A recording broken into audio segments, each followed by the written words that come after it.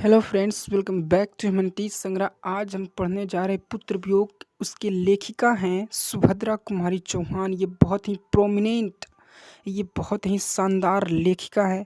अपने जीवन में इन्होंने बहुत अच्छी अच्छी कीर्तियां स्थापित की है। चलिए सबसे पहले इनके बारे में हम लोग जानते हैं, इनकी जीवनी को जानते हैं। इनका जन्म 16 अगस्त 1904 को हुआ था। इनका निधन 15 फरवरी 1948 को हुआ था। जब कानपुर से जबलपुर आ रहे थे ना, तो इनकी कार दुर्घटना से इनकी मौत हो जाती है। इनके जन्म स्थान उत्तर प्रदेश में एक गांव है निहालरपुर, वहाँ हुआ था। इनके जो पति हैं वो उनके नाम है ठाकुर लक्ष्मण सिंह। वो भी बहुत ही बड़े लेखक थे। उन्होंने भी कई पत्रकार, स्वतंत्रता सेनानी थे, प्रसिद्ध पत्रकार। उन्होंने कई नाटकों लिखे। उन्होंने अलग अलग कीर्तियाँ उन्होंने भी स्थापित की। इनकी शिक्षा के बारे में जानते हैं तो सबसे पहले गर्ल्स स्कूल में इलाहाबाद में ही प्रारंभिक शिक्षा हुआ। उसके बाद महादेवी वर्मा के साथ भी इन्होंने पढ़े। थियोलॉजिकल सोसाइटी तो आपने पढ़ा होगा हिस्ट्री में। वाराणसी में 9वीं तक पढ़ाई के बाद शिक्षा अधूरी छोड़कर असहयोग आंदोलन में ये चल पड़ी थी। तो सुभद्रा कुमारी चौहान एक, कह सकते हैं, एक सोशल रिफॉर्मर। महात्मा गांधी के साथ कई तरह के इन्होंने ये सब में ज्वाइन की। तो और देखिए इनकी प्रमुख कृतियां हैं मुकुल, कविता का संग्रह उसमें है मुकुल में। 1930 में किया गया था। त्रिधारा कविता का चयन इसे इसमें कहा जाता है। बिखरे मोती कहानी संग्रह और सभा के खेल कहानी संग्रह ये भी है। इनके पुरस्कार भी अनेक हैं। पुरस्कार मुकुल पर इनको मिला था 1930 में हिंदी साहित्य सम्मेलन, जहां इनको मिला था शेक्सपियर पुरस्कार। तो चलिए अब हम डिस्कस करने जा रहे हैं चैप्टर को, पुत्र वियोग। स्टार्ट करते हैं दोस्तों। आप समझिएगा बहुत ही और लास्ट तक बने रहिएगा। अगर वीडियो आपको अच्छा लगे तो ज़रूर लाइक करिएगा, और अभी तक अगर हमारे चैनल को आपने सब्सक्राइब नहीं किया है तो प्लीज़ सब्सक्राइब कर लीजिए। हम स्टार्ट करते हैं अब अपने लेसन को। आज दिशाएं भी हंसती है उल्लास विश्व पर छाया, मेरा खोया हुआ खिलौना अब तक मेरे पास न आया। देखिए ये पुत्र वियोग, वियोग का होता है दुख दर्द। पुत्र के खो जाने से इन्होंने लिख दिए कि आज चारों दिशाएं भी हंस रही है। क्यों हंसती है? और उल्लास विश्व पर छाया है, मेरा खोया हुआ खिलौना कहते हैं इनको। इनके पुत्र खिलौना कहकर संबोधित कर रहे हैं अपने पुत्र को, अब तक मेरे पास न आया। शीत न लग जाए इस भय से, नहीं गोद से जिसे उतारा, छोड़ काम दौड़कर आई माँ कहकर जिस समय पुकारा। देखिए शीत का मतलब होता है ठंड, मतलब उसको ठंड न लग जाए इस कारण से उसको कभी गोद से नहीं उतारते थे। अपने बच्चे को जिसको गोद से नहीं उतारते थे, शीत के डर से, ठंडे के डर से। छोड़ काम दौड़ कर आते थे जब माँ कहकर जिस समय पुकारता था। तो देखिए एक पुत्र वियोग, इसमें दोनों लाइन, ये पूरे कविता में ही पुत्र वियोग दर्शाया गया है कि कैसे एक माँ पुत्र के खो जाने से क्या क्या वो करती हैं, क्या क्या सोचती हैं। वो अपने पुत्र के लिए, अपने बच्चे के लिए क्या क्या कर सकते हैं।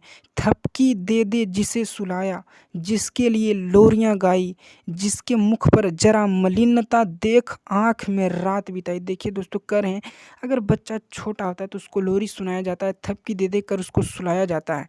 तो यही कर रहे हैं, थपकी दे दे कर जिसे बचपन में सुलाया, जिसके लिए लोरियां गाई, जिसके मुख पर अगर थोड़ा सा भी मलिनता, देखिए मलिनता का मतलब होता है गंदगी, लेकिन यहाँ पर गंदगी से मतलब नहीं है।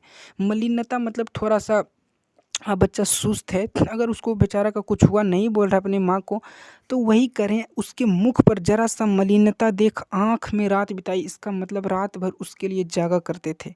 यही होता है हर एक माँ का, यही धर्म है और यही करती हैं।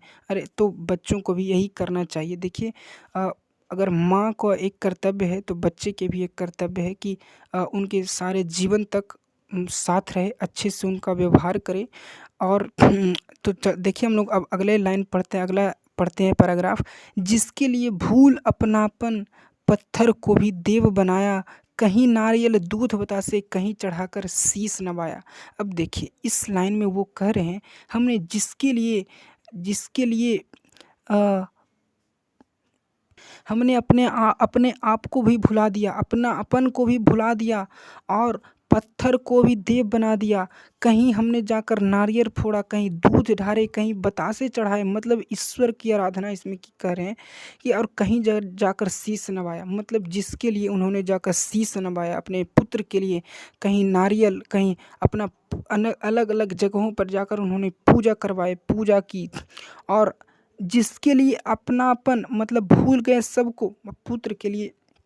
देखिए, और कहते हैं फिर भी कोई कुछ न कर सका, और कोई कुछ न कर सका, छीन ही गया खिलौना मेरा, मैं असहाय विवश बैठी ही रही, उठ गया छौना मेरा। इस पंक्ति में ये करें कि इतना कुछ करने के बाद भी कोई कुछ न कर सका, छीन ही गया मेरा पुत्र, खिलौना का मतलब होता है पुत्र, और मैं असहाय, मैं कुछ नहीं कर सकता। विवश का मतलब होता है लाचार, मैं लाचार, बैठी रही अपनी जगह पे, रही उठ गया मेरा छौना मेरा, मेरा बच्चा मुझसे खो ही गया। तड़प रहे हैं विकल प्राण ये, मुझको पल भर शांति नहीं, वह खोया धन पा न सकूंगी, इसमें कुछ भी भ्रांति नहीं। देखिए दोस्त, ये तो बहुत बड़ा दुख है, दर्द है। अगर किसी माँ के उसके बच्चे अगर खो जाते हैं, उसके बच्चे पहले ही उनकी कुछ डेथ हो जाती है, तो एक ऐसी ऐसी एक मानसिक पीड़ा देकर चल जाते हैं कि कह नहीं सकते हैं उसको। तो देखिए, इस लाइन में यही बता रहे हैं, विकल का मतलब होता है बेचैन, अशांत, घबराया हुआ। और देखिए, किसी माँ को अपने बच्चे से अलग अगर होती है ना, तो वो हमेशा बेचैन, अशांत रहती, घबराए हुआ रहती है, हर एक समय वो सोचती रहती हैं। यही इस लाइन में बताया गया है कि मुझको पल भर शांति नहीं, इनको कभी भी शांति नहीं है। सुभद्रा कुमारी चौहान यही कह रहे हैं, वह खोया धन पा न सकूंगी, मतलब जब अपने बच्चे को उन्होंने खो दिया, उसको कभी नहीं पा सकते। इसमें कुछ भी भ्रांति नहीं, इसमें कोई शक नहीं। अब वो अपना खोया हुआ खिलौना कभी नहीं पा सकती, अपने बच्चे को कभी नहीं, क्योंकि अगर एक बार अगर माँ से कोई बच्चे अलग हो जाता तो उसको कभी फिर पा नहीं सकते। फिर भी रोता ही रहता है, नहीं मानता है मन मेरा, बड़ा जटिल नीरस लगता है सूना सूना जीवन मेरा। देखिए, नीरस का मतलब होता है शोकहीन, जिसको कहते हैं शोभाहीन। शोभाहीन मतलब अब कोई शोभा नहीं, कितना श्रृंगार कर लो, चाहे कितने तरह के खाना खा लो भाई, कुछ भी शोभाहीन नहीं देता अगर उस माँ को जिन्होंने अपने बच्चे को खो दिया। तो वही कह रहे हैं, मन नहीं मानता फिर भी रोता ही रहता है, नहीं मानता मन मेरा, मन ही नहीं मानता है, बड़ा जटिल नीरस लगता है, मतलब ये शोभाहीन लगता है, सूना सूना। अब जीवन जो है सूना सूना हो गया है, अब कोई भी शोभा नहीं देता इस जीवन जीने का। यह लगता है एक बार यदि पल भर को उसको पा जाती, जी से लगा प्यार से सर सहला सहला उसको समझाती।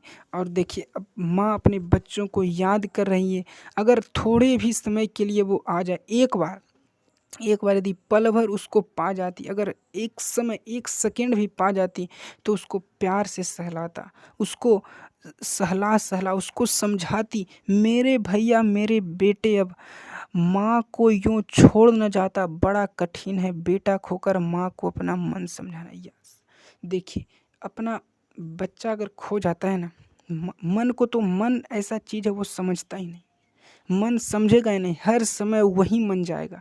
एक माँ अपने बच्चे को अगर खो देती है तो यही वो भी समझती हैं कि हमारा जीवन शोभाहीन है, हमारा जीवन कुछ भी अब नहीं है।